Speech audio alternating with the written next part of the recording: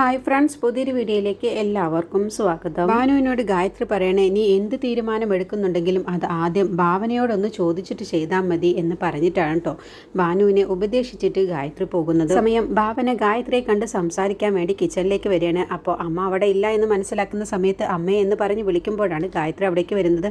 അമ്മ എവിടെയാണ് പോയത്? ഞാൻ റൂമിലൊക്കെ വന്ന് നോക്കിയല്ലോ എന്ന് പറയുമ്പോൾ ഞാൻ ഭാനുവിൻ്റെ അടുത്തായിരുന്നു. ഭാനുവിൻ്റെ സ്വഭാവത്തിലൊക്കെ നല്ല വ്യത്യാസമുണ്ട്. ഭാനു പറയുന്നത് ഇതൊന്നും ജയേഷ് അല്ല ചെയ്തത് എന്നാണ്. പക്ഷേ എനിക്ക് നല്ല സംശയമുണ്ട്. ആ മോഹനൻ്റെ മോനല്ലേ അവൻ, ഇതല്ല ഇതിലപ്പുറവും ചെയ്യുമെന്ന് പറയുമ്പോൾ ഭാവന പറയണ, ഞാൻ ജയേഷിനെ വിളിച്ചിരുന്നു അമ്മേ, പക്ഷേ ജയേഷ് അല്ല ഇത് ചെയ്തത് എന്ന് പറയുമ്പോൾ, അല്ല ഭാവന, അവനെയാണ് ഇതിൻ്റെ പിറകിൽ. കാരണം ആ മോഹനൻ്റെ മകനല്ലേ, അവനിപ്പോൾ ഇന്നലെ ഇവിടെ വന്നൊക്കെ കാണിച്ചതൊക്കെ അഭിനയമാണെന്ന് പറയട്ടോ. അപ്പോൾ അവന പറയണേ, സൂര്യയുടെ അഭിപ്രായം ഇത് കേസാക്കണം എന്നാണെന്ന് പറയുമ്പോൾ ഗായത്രി പറയണ, അത് നമ്മുടെ ഭാനുവിൻ്റെ ജീവിതത്തെ ബാധിക്കില്ല, അതൊക്കെ നമുക്ക് നോക്കാം, എന്തായാലും ഇക്കാര്യം വെറുതെ വിടാൻ പറ്റില്ല എന്ന് ഭാവന പറയണേ. അപ്പോൾ ഭാനുവിൻ്റെ സ്വഭാവത്തിലെ വ്യത്യാസത്തെക്കുറിച്ച് ഗായത്രി പറയുമ്പോൾ, അവൾക്കിപ്പോൾ ഈ വീട് വിട്ട് പോയാൽ കൊള്ളാമെന്നുണ്ട് എന്ന് പറയുമ്പോൾ ഭാവന പറയാം, അതെന്താ അമ്മ, അവൾ അങ്ങനെ പറഞ്ഞു? അവൾ എന്നോട് ഇപ്പം അങ്ങനെയൊക്കെ സംസാരിച്ചു എന്ന് പറയുമ്പോൾ, എനിക്ക് അമ്മയോട് ചില കാര്യങ്ങൾ പറയാനുണ്ട്. ഞാൻ ഇന്നൊരു തെറ്റ് ചെയ്തു എന്ന് പറയുമ്പോൾ, നീ എന്ത് തെറ്റ് ചെയ്തു എന്ന് ചോദിക്കുമ്പോൾ ഭാവന കാര്യങ്ങളൊക്കെ പറയാട്ടോ. ഭാനുവിനെ ഇന്ന് സേതുവേട്ടനെ അടിച്ച സമയത്ത് ഞാൻ ഭാനുവിൻ്റെ ഭാഗത്ത് നിന്നിട്ടല്ലേ സംസാരിച്ചത്, സേതുവേട്ടനെ കുറ്റപ്പെടുത്തിയിട്ടല്ലേ സംസാരിച്ചത്. അപ്പോൾ അതുകൊണ്ട് സേതുവേട്ടനെ കണ്ടൊന്ന് സോറി പറയാമെന്ന് കരുതിയിട്ടാണ് ഞാൻ അവരുടെ റൂമിലേക്ക് ചെയ്യുന്നത്. ആ സമയത്ത് മായേച്ചിയും സേതുവേട്ടനും കൂടി സ്വത്തിൻ്റെ കാര്യത്തെക്കുറിച്ചാണ് സംസാരിക്കുന്നത്. ഞാൻ ഇതുവരെയും ഇങ്ങനെയൊന്നും ചെയ്തിട്ടില്ലല്ലോ, പക്ഷേ എന്നെക്കൊണ്ട് ഇത് ദൈവമായിട്ട് തോന്നിപ്പിച്ചതാവാം. എന്നിട്ട് ഞാൻ അവരുടെ സംസാരം കേട്ടപ്പോൾ എനിക്ക് പിന്നെ അടുത്തത് ഭരത്തും അരുന്ധതിയും എന്താണ് തീരുമാനിച്ചത് എന്നറിയാൻ വേണ്ടി അവരുടെ റൂമിൻ്റെ അവിടേക്ക് ചെന്നപ്പോഴും അവരും ഇത് തന്നെയാണ് സംസാരിക്കുന്നത്. അമ്മയും ഇതൊക്കെ തന്നെയാണ് സംസാരിക്കുന്നത്. ഇപ്പോൾ അവർക്ക് എല്ലാവർക്കും അമ്മയുടെ പേരിലുള്ള സ്വത്തിൻ്റെ കൂടിയാണ് അറിയേണ്ടത് എന്ന് പറയട്ടോ. അത് കേട്ടപ്പോൾ ഗായത്രിക്ക് അങ്ങ് ദേഷ്യം വരികയാണ്. അത് ശരി, അപ്പോൾ അവരെല്ലാവരും കൂടി ഈ സ്വത്ത് ഭാഗം വെക്കൽ കഴിഞ്ഞാൽ എന്നെ അങ്ങ് പുറത്താക്കുമല്ലോ. ഇങ്ങനെയാണെങ്കിൽ അവരാരും എന്നെ നോക്കത്ത് പോലും ഇല്ലല്ലോ. അവരെന്നെ വല്ലാതെ അങ്ങ് ദേഷ്യം പിടിപ്പിച്ചാലേ ഞാനൊരു തീരുമാനമെടുക്കും, ഈ സ്വത്തുക്കളൊക്കെ വല്ല അനാഥാലയത്തിലേക്ക് അങ്ങ് എഴുതി കൊടുക്കുമെന്ന് പറയുമ്പോൾ ഭാവന പറയണ, അങ്ങനെയുള്ള തീരുമാനങ്ങളൊക്കെ എടുക്കാൻ വരട്ടെ അമ്മ, അതിൻ്റെ മുന്നേ അമ്മ ഞാൻ പറഞ്ഞതുപോലെ ചില കാര്യങ്ങളൊക്കെ ഇവിടെ സംസാരിക്കും. അമ്മ ഇപ്പോൾ ഇവിടുത്തെ കാര്യങ്ങളൊക്കെ ഒന്ന് ശ്രദ്ധിച്ചോ? എന്നും നടക്കുന്നത് പോലെയല്ലല്ലോ ഇപ്പോൾ ഇവിടെ സംഭവിക്കുന്നത്. അമ്മ തന്നെ ഒന്ന് ശ്രദ്ധിച്ചോ? മായേച്ചിയുടെ സ്വഭാവത്തിലെ വ്യത്യാസം. ഞങ്ങളെ ഇതുവരെയും മായേച്ചി അടുക്കളയിൽ കയറാനോ പാചകം ചെയ്യാനോ മുറ്റുമടിക്കാനോ ഒന്നും ഇത്രയും വർഷങ്ങളോളമായിട്ട് മായേച്ചി ഇതൊന്നും ചെയ്യിക്കാറില്ല. ഇപ്പോൾ അങ്ങനത്തെ മായേച്ചിയുടെ സ്വഭാവത്തിലെ വ്യത്യാസം നോക്കമ്മ എന്ന് പറയുമ്പോൾ ഗായത്രി തന്നെ അങ്ങ് അതിശയിച്ചു പോയിട്ട് അവിടെയുള്ള പാത്രങ്ങളൊക്കെ തുറന്നു നോക്കാനിട്ട്. അപ്പോൾ ഒന്നും തന്നെ മായ ഉണ്ടാക്കിയിട്ടില്ല എന്നുള്ളത് ഗായത്രിക്ക് മനസ്സിലാവുകയാണ്. അപ്പോൾ ഗായത്രി ഭാവനയോട് പറയണേ, നീ പറഞ്ഞത് ശരിയാണല്ലോ, മായ ഒന്നും ഉണ്ടാക്കിയിട്ടില്ലല്ലോ എന്ന് പറയട്ടോ. അതുകൊണ്ടാണ് അമ്മ പറയുന്നത്, പണം തന്നെയാണ് എല്ലാവരുടെയും സ്വഭാവത്തെ മാറ്റിമറിക്കുന്നത്. അതുകൊണ്ട് അമ്മ ഞാൻ പറയുന്നത് പോലെ ചെയ്യണമെന്ന് പറയുമ്പോൾ, എന്താണ് ഞാൻ ചെയ്യേണ്ടത് എന്ന് ഗായത്രി ചോദിക്കട്ടോ. അപ്പോൾ ഭാവന കാര്യങ്ങളൊക്കെ വിശദമായിട്ട് പറയണം. നമ്മളിതൊക്കെ അറിഞ്ഞ വിവരം അവരറിയണ്ട, അവരോട് നമ്മളിതൊന്നും അറിയാത്ത ഭാവത്തിലാണ് സംസാരിക്കേണ്ടത് എന്ന് പറഞ്ഞ് ഭാവന എല്ലാ കാര്യങ്ങളും ഗായത്രിയോട് പറഞ്ഞു കൊടുക്കുകയാണ്. ഗായത്രി എങ്ങനെയാണ് സംസാരിക്കേണ്ടത് എന്നുള്ളതിനെക്കുറിച്ച്. അങ്ങനെ ഗായത്രി നേരെ ഭാമയുടെ അടുത്തേക്ക് ചെല്ലാൻ കേട്ടോ. എന്നിട്ട് ഭാമയോട് പറയാണ്, നീ എല്ലാവരെയും വിളിച്ച് ഹോളിലേക്ക് വരാൻ പറ എന്നും പറഞ്ഞ് ഗായത്രി പോവാട്ടോ. അങ്ങനെ ഈ സ്വത്തിനെ കുറിച്ചാണ് സംസാരിക്കാൻ പോകുന്നത് അമ്മ എന്നുള്ളത് നമുക്ക് മനസ്സിലാവേണ്ട. അങ്ങനെ ഭാമ എല്ലാവരോടും ഹോളിലേക്ക് വരാൻ വേണ്ടി പറയാണ്.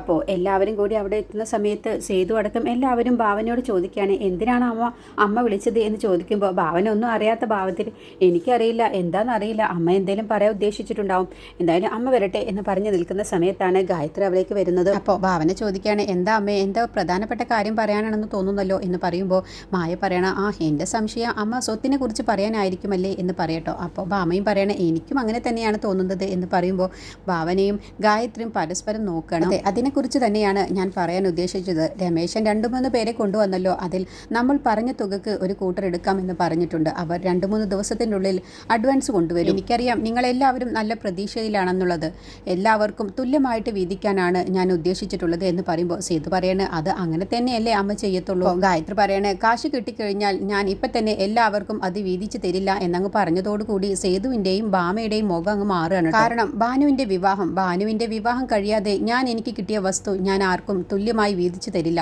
അത് കഴിഞ്ഞിട്ടാണ് ഞാൻ തുല്യമായി വീതിച്ചു തരൂ എന്ന് പറഞ്ഞതോടുകൂടി ഭാമ പറയണം, അത് ഇനി എന്ന് നടക്കാനാണ്, ഞങ്ങളൊക്കെ എന്തൊക്കെ കണക്ക് കൂട്ടലിലാണെന്നോ എന്ന് പറയുമ്പോൾ ഭാവന ഓഹോ എന്നങ്ങനെ ഭാവത്തിൽ ഭാമയെ നോക്കാൻ കേട്ടോ, എന്താണ് അവളുടെ ആർത്തി എന്നുള്ള ഭാവത്തിൽ.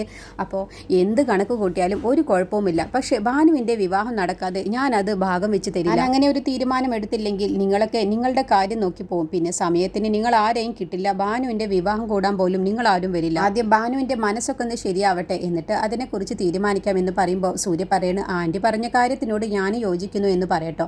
അപ്പോൾ ഭാവനയും പറയണേ ഞാനും യോജിക്കുന്നു. അപ്പോഴത്തേക്കും മായയുടെ സ്വഭാവം അങ്ങ് മാറുക കേട്ടോ. എന്നിട്ട് മായ ഒരു മൈൻഡ് ഇല്ലാതെ അങ്ങ് എണീറ്റ് നിന്നിട്ട് പറയും, ഇങ്ങനെയാണ് തീരുമാനമെങ്കിൽ എന്നാൽ പിന്നെ ഞങ്ങൾക്കൊന്നും പറയാനില്ല എന്നും പറഞ്ഞ് മായ അങ്ങ് പോവാൻ കേട്ടോ. അപ്പോൾ ഗായത്രി തന്നെ അങ്ങ് അന്തം വിട്ട് പോവാണ്. മായയ്ക്ക് ഇത്രയ്ക്കധികം വ്യത്യാസമുണ്ടല്ലോ എന്നുള്ള ഭാവത്തിൽ കേട്ടോ. ഭരത് പറയാണ്, അല്ല സേതുവേട്ടൻ 2-3 വീടിനൊക്കെ നോക്കി വെച്ചിട്ടുണ്ട് എന്ന് പറയുമ്പോൾ അതിനെന്താ, നോക്കിക്കോട്ടെ, ഏത് വീടാണ് അവർക്ക് ഇഷ്ടമെങ്കിൽ അതങ്ങ് എടുത്തോട്ടെ, അതിന് ചെറിയ തുക എന്തെങ്കിലും അഡ്വാൻസ് കൊടുത്താൽ പോരെ. ഇത് കേട്ടപ്പോൾ സേതു ഒരക്ഷരം പോലും മിണ്ടാതെ അങ്ങ് എണീറ്റ് പോവാട്ടോ. അപ്പോൾ ഗായത്രിക്ക് അത് വല്ലാത്ത വിഷമമാണ്.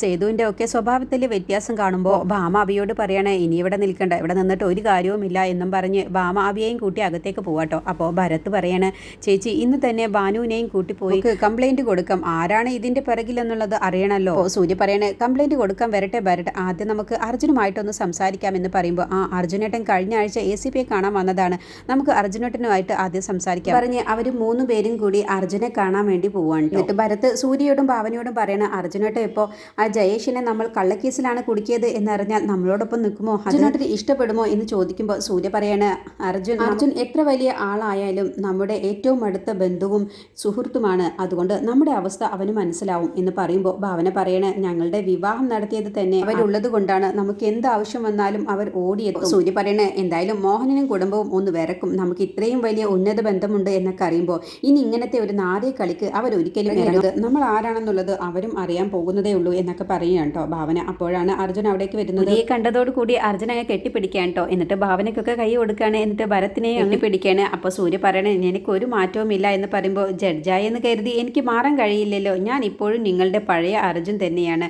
നിങ്ങൾക്ക് എന്ത് ആവശ്യമുണ്ടെങ്കിലും ഞാൻ അവിടെ ഓടിയെത്തും എന്നൊക്കെ പറയട്ടോ. അപ്പോൾ ഭരത്തിനോട് പറയണേ, നീ ഇപ്പോൾ പോലീസ് ഓഫീസർ ആയ കാര്യമൊക്കെ ഞാൻ അറിഞ്ഞു എന്ന് പറയട്ടോ. അങ്ങനെ ഭാവന കാര്യങ്ങളൊക്കെ ചോദിച്ചറിയുകയാണ്. പൂജയ്ക്കും കുഞ്ഞിനൊക്കെ സുഖമല്ലേ എന്നൊക്കെ ചോദിക്കുമ്പോൾ അവർക്ക് സുഖമായിട്ടിരിക്കുന്നു എന്നൊക്കെ പറയാണ്. അങ്ങനെ അർജുൻ കാര്യങ്ങളൊക്കെ ഭാവനയോട് ചോദിച്ചറിയാണ്. അങ്ങനെ ഭാവന വിശദമായിട്ട് തന്നെ ജയേഷിനെ ഭാനു പരിചയപ്പെട്ടതും എല്ലാ കാര്യങ്ങളും വിശദമായി പറഞ്ഞു കൊടുക്കാൻ കേട്ടോ. അത് കേൾക്കുന്ന സമയത്ത് അർജുൻ പറയണം, ജയേഷ് അവസാനമായി കാണാൻ വേണ്ടി വന്നപ്പോൾ ആ പെൻഡ്രൈവ് തന്നില്ല, അത് ആരുടെ അടുത്താണെന്ന് ചോദിക്കുമ്പോൾ അത് ഭാനുവിൻ്റെ അടുത്താണെന്ന് പറയട്ടോ. അപ്പോൾ ഭരത് പറയണേ, എന്നെ ഏൽപ്പിച്ചതാണ്, പക്ഷേ ഞാനാണ് പറഞ്ഞത് നീ തന്നെ സൂക്ഷിച്ചാൽ മതി എന്നുള്ളത് എന്ന് പറയുമ്പോൾ അർജുൻ പറയണേ, എന്നാൽ എനിക്കതൊന്ന് കാണണം എന്ന് പറയട്ടോ. അങ്ങനെ ഇതൊക്കെ കേട്ടിട്ട് എനിക്ക് തോന്നുന്നത് ഇതിൻ്റെ പിറകിൽ ജയേഷ് തന്നെയാണെന്നാണ്. ജയേഷ് ബുദ്ധിപൂർവ്വമായിട്ടാണ് കാര്യങ്ങളൊക്കെ നീക്കിയിട്ടുള്ളത്. ഞാൻ എന്തായാലും ACPയുമായിട്ടൊന്ന് സംസാരിക്കട്ടെ എന്ന് പറയട്ടോ. എന്തായാലും നിങ്ങൾ വിഷമിക്കേണ്ട, ഇതിന് ഞാനൊരു തീരുമാനം ഉണ്ടാക്കിയിട്ടേ ഇവിടെ നിന്ന് പോകത്തുള്ളൂ എന്ന് പറയണേ.